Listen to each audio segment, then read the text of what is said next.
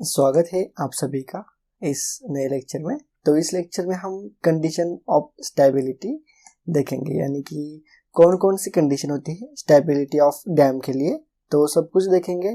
तो आप देख सकते हो, सबसे first condition to avoid tension in the machinery, उसके बाद condition to prevent sliding of dam, उसके बाद थर्ड कंडीशन है condition to prevent overturning of dam, and last condition है condition to prevent crushing of machinery. तो ये सभी conditions जो भी है वो हम इस लेक्चर में डिस्कस करेंगे। और पिछले लेक्चर में हमने प्रॉब्लम, सभी टाइप के प्रॉब्लम कंप्लीट किए हैं ट्राइपोजोडल डैम के ऊपर। तो चलो इस लेक्चर को कंटिन्यू करते हैं, और ये लास्ट लेक्चर होने वाला है, जो कि टॉपिक नंबर या फिर यूनिट नंबर 1 है हमारा, डायरेक्ट एंड बेंडिंग स्ट्रेसेस। तो इसी के ऊपर ये लास्ट लेक्चर हो रहा है। और लेक्चर की जो भी लेक्चर्स है वो 49 लेक्चर चल रहा है, यानी कि बहुत सारे लेक्चर हो चुके हैं, क्योंकि हमने बहुत सारे टाइप के प्रॉब्लम अटेंड किए हैं या फिर मैंने पढ़ाया है, इसीलिए ज़्यादा प्रॉब्लम लेने के कारण लेक्चर जो है वो ज़्यादा हो चुके हैं। तो समझ में आ गया आपको? तो चलो लेक्चर को हम शुरू करते हैं। तो कंडीशन ऑफ स्टेबिलिटी, इस पॉइंट के ऊपर क्वेश्चन आ सकता है आपको, इस टाइप में क्वेश्चन आता है, state the condition of stability of dam. तो ये 4 मार्क्स के लिए, 6 मार्क्स के लिए क्वेश्चन आता है। तो इसका आंसर किस प्रकार से लिखते हैं ये भी मैं आपको बताऊंगा at the end of this lecture. और उसी के पहले हम डीप में स्टेबिलिटी ऑफ या फिर जो भी कंडीशन है स्टेबिलिटी की, वो डीप में हम स्टडी करते हैं, क्योंकि आपको समझना चाहिए कि क्या क्या कंडीशन होती है और किस प्रकार से फेलियर होता है, और उस फेलियर को बचाने के लिए या फिर उस डैम के फेलियर को या फिर डैम को बचाने के लिए कौन कौन से कंडीशंस हमें अप्लाई करने पड़ते हैं वो देखेंगे। तो चलो, to avoid the failure of masonry walls और dams, it is checked for the following conditions of stability. जो भी वॉल मीन्स जो भी डैम की वॉल होती है या फिर जो भी डैम होता है, तो उससे उसका फेलियर होने से बचाने के लिए जो कुछ भी कंडीशंस होती है वो हम स्टेप बाय स्टेप करके आगे देखेंगे। तो सबसे फर्स्ट कंडीशन होती है, पहली condition, condition to avoid tension in the machinery. तो ये तो point tension in the machinery, ये तो पॉइंट हमने ऑलरेडी डिस्कस किया है।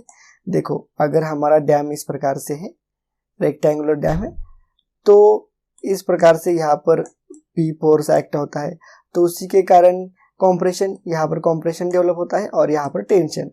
तो यहाँ पर टेंशन डेवलप ना हो इसलिए हमने कंडीशन देखी थी, तो वो हम डिस्कस करते हैं। To avoid tension at any point, the dam should be so designed that the resultant R of the weight of the wall W and the horizontal thrust P, इन दोनों फोर्स का रिजल्टेंट होता है, should be lies within the middle third rule of the base. This condition is satisfied.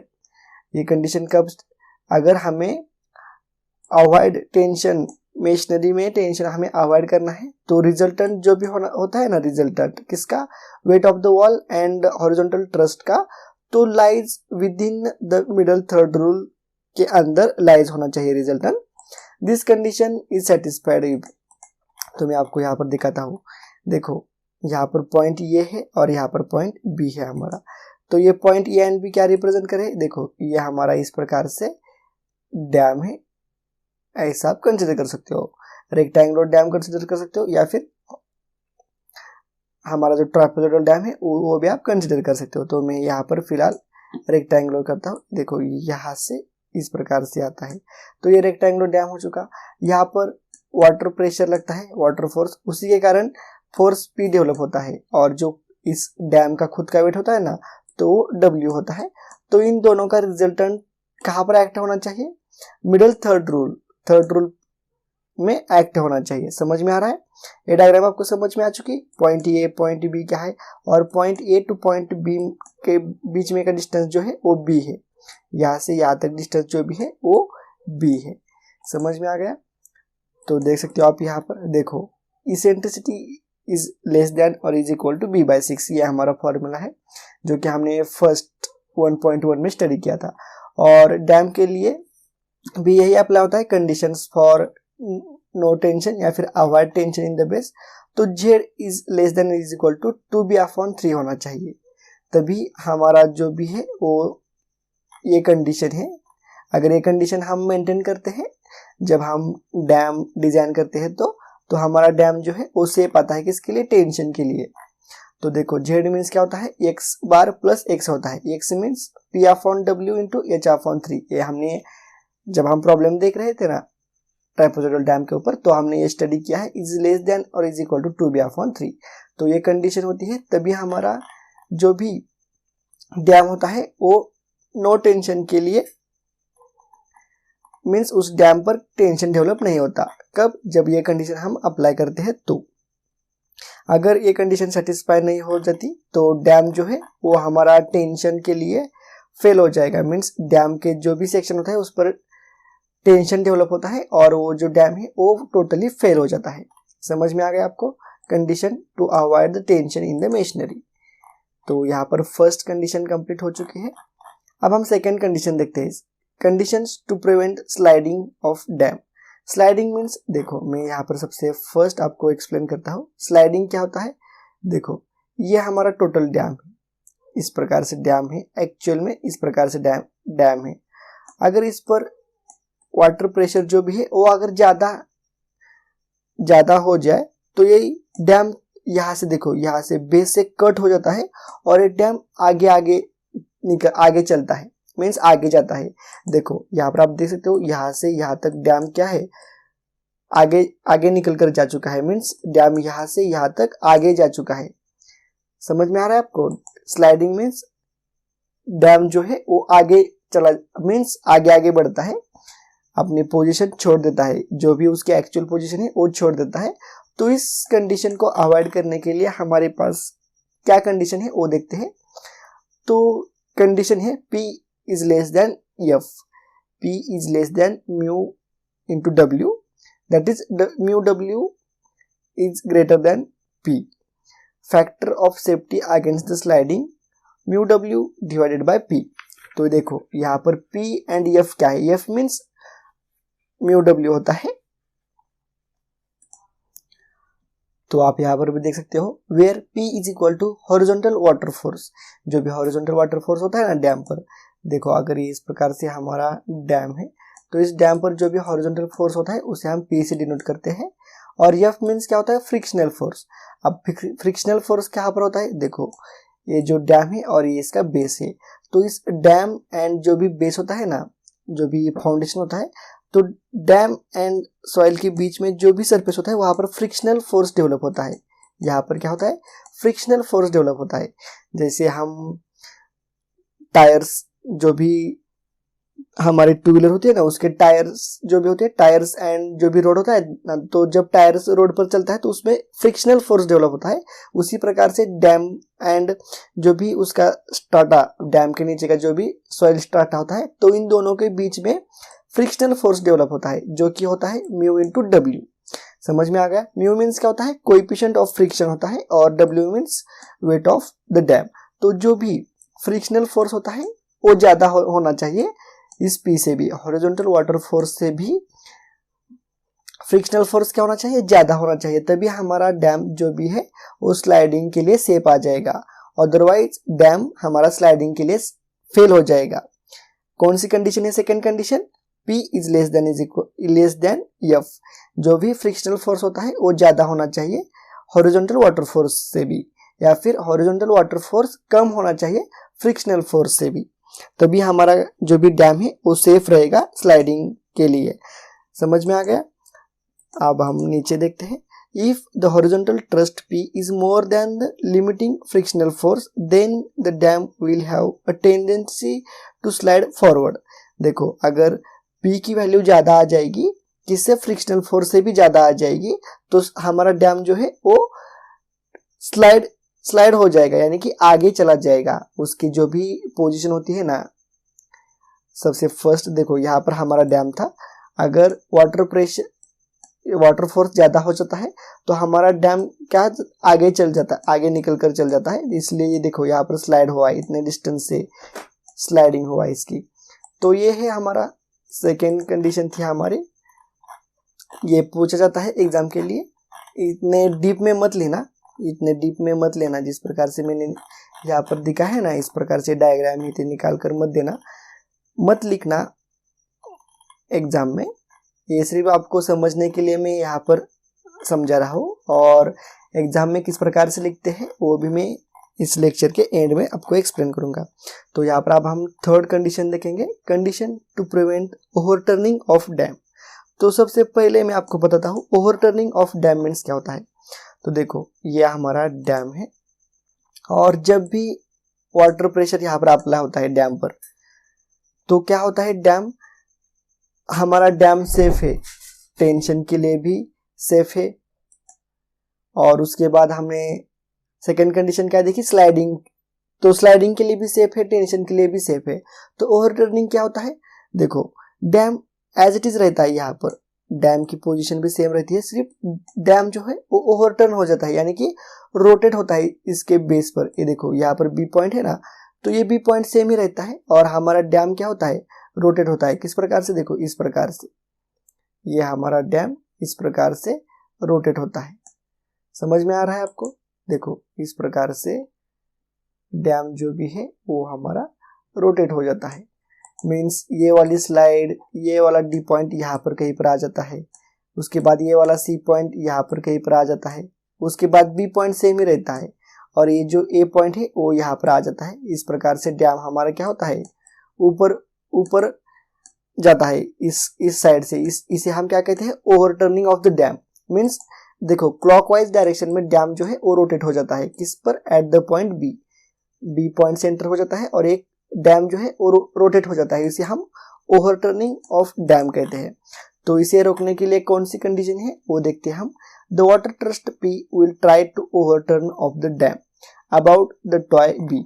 इस point पर overturn करने की कोशिश करता है water thrust, and the weight of the dam W will try to restore it. और उसे रोकने के लिए, ओवरटर्न को रोकने के लिए कौन मदद करता है, इस डैम का सेल्फ वेट मदद करता है। In order that the dam is safe against the overturning, the restoring moment must be greater than the overturning moment. देखो यहाँ पर restoring moment is equal to moment of W about the toy B. Means ये जो इसका खुद का wait होता है ना W, इंटू हम इस B पॉइंट पर मोमेंट लेंगे, तो ये हो चुकी रिस्टोरिंग मोमेंट। देखो इसकी, ये हो चुकी इसकी रिस्टोरिंग मोमेंट, ये एंटी क्लॉकवाइज जाती है। और समझ में आ गया आपको रिस्टोरिंग मोमेंट? मैं यहाँ पर पेन कैंसिल। तो ये हो चुके हमारे रिस्टोरिंग मोमेंट, जो कि W in bracket B minus x bar होता है। देखो टोटल B है यहाँ से यहाँ तक, और जो भी x बार है यहाँ से A टू F में से डिस्टेंस जो भी है x बार है, तो हमें ये डिस्टेंस मिल जाता है। तो ये रिस्टोरिंग मोमेंट है, इससे हमें कुछ लेना देना नहीं है। उसके बाद overturning moment. Overturning moments means moment of P about the toy B। देखो यहाँ पर ओवरटर्निंग मोमेंट मींस ये वाली, देखो ये किस प्रकार से है, क्लॉकवाइज डायरेक्शन में है overturning moment. P into h by 3 आ जाएगी ओवरटर्निंग मोमेंट, और रिस्टोरिंग मोमेंट क्या है, W into B minus x bar. देखो इस प्रकार से। तो यहाँ पर आप कॉमन सेंस है, कौन सी ज्यादा होनी चाहिए, जो भी रिस्टोरिंग मोमेंट है वो ज्यादा होनी चाहिए as compare to the overturning moment, तभी हमारा डैम जो है वो सेफ रहेगा। यानी कि ये एंटी क्लॉकवाइज जो भी मोमेंट है वो ज्यादा होनी चाहिए as compare to the clockwise moment, तो भी हमारा डैम जो है वो सेफ रहेगा, इसके लिए ओवरटर्निंग के लिए। तो ये कंडीशन है। और factor of safety for overturning के लिए ये फॉर्मूला हो जाता है restoring moment divided by overturning moment. जो भी आता है वो हमारे फैक्टर ऑफ सेफ्टी हो जाएगी, किसके लिए, ओवरटर्निंग के लिए। फिलहाल इसका आपको कुछ सिर्फ आपको यहाँ पर जानकारी, इसका कोई इस्तेमाल यहाँ पर डिप्लोमा में तो नहीं है, जब आप डिग्री में जाओगे तब आप इसी के ऊपर आप डैम को डिजाइन करोगे। तो ये थी हमारी third condition to prevent the overturning of the dam. समझ में आ गई? मैं ऐसा आशा करता हूँ कि आपको समझ में आ चुका है पूरा का पूरा। और अब हम फोर्थ कंडीशन देखेंगे, last condition, condition to prevent crushing of dam. Crushing means, देखो ये हमारी फ्रंट व्यू से देख रहा हूं मैं, ये हमारा डैम का फ्रंट व्यू है। और क्रशिंग मीन्स इस डैम के टू पार्ट में डिवाइड होता है, डैम जो भी है वो 2 पार्ट यानी कि उसके 2 टुकड़े हो जाते हैं डैम के, तो उसे हम क्या बोलते हैं, क्रशिंग ऑफ मेशनरी। समझ में आ रहा है आपको? तो इसे रोकने के लिए कौन सी कंडीशन होती है, तो देखो to avoid the failure due to crushing of masonry the maximum resultant stress produced at any layer of masonry should be less than the safe bearing capacity of the soil on which the dam is resting. Means dam जो भी है, देखो ये हमारा dam है, ये dam जिस भी सॉइल पर रेस्ट किया है, इस सॉइल पर रेस्ट किया है, तो जो भी रिजल्टेंट स्ट्रेसेस प्रोड्यूस होते हैं वो कम होने चाहिए। किस कंपेयर से, safe bearing capacity of the soil. जो भी रिजल्टेंट स्ट्रेसेस प्रोड्यूस होते हैं वो कम होने चाहिए, किससे, safe bearing capacity of the soil, soil की बेरिंग कैपेसिटी से भी कम होनी चाहिए रिजल्टेंट स्ट्रेसेस, तभी हमारा जो भी डैम है वो क्रशिंग के लिए सेफ आ जाएगा। अगर रिजल्टेंट स्ट्रेसेस ज़्यादा हो जाते हैं सेफ बेरिंग कैपेसिटी से भी, तो हमारा जो भी डैम है वो क्रश हो जाता है। समझ में आ रहा है? तो ये थे 4 कंडीशन। तो मैंने सभी एक एक करके आपको एक्सप्लेन किया है बहुत अच्छी तरह से। अगर आपको ये बहुत अच्छी तरह से समझ में आ चुका है तो आप मुझे कमेंट करके भी बता सकते हो। तो अब हम देखते हैं, अगर एग्जाम में क्वेश्चन आता है तो इसका आंसर किस प्रकार से लिखे। तो देखो, अगर आपको इस प्रकार से क्वेश्चन आता है, state the condition of stability of the masonry dam, तो इस टाइप में क्वेश्चन आता है। ये मैंने MSBT में ही कॉपी किया है यहाँ पर। तो देखो, इस टाइप में क्वेश्चन आता है तो 4 कंडीशन है, 4 कंडीशन इस प्रकार से लिख देना। स्टेबिलिटी अगेंस्ट ओवरटर्निंग, उसके बाद no tension against the sliding, और स्टेबिलिटी अगेंस्ट क्रशिंग। ये हमें 4 कंडीशन जो भी है वो हमने डिस्कस की है। तो इस 4 कंडीशन के लिए जो भी कंडीशन थी वो हमने यहाँ पर डिस्कस की है। नो टेंशन के लिए eccentricity is less than is equal to B/6। तो अगर इस टाइप में क्वेश्चन आता है तो आप 1 2 3 4 हाफ मार्क्स के लिए आपको ये आ जाता है 2 मार्क्स के लिए। अगर 4 मार्क्स के लिए आता है तो थोड़ा और एक्सप्लेन करो, E क्या होता है, B क्या होता है। समझ में आ रहा है आपको? इसमें से एक एक सेंटेंस भी आप वहां पर डाल सकते हो। अगर आपको स्पेसिफिक सिर्फ इतना ही पूछा जाए,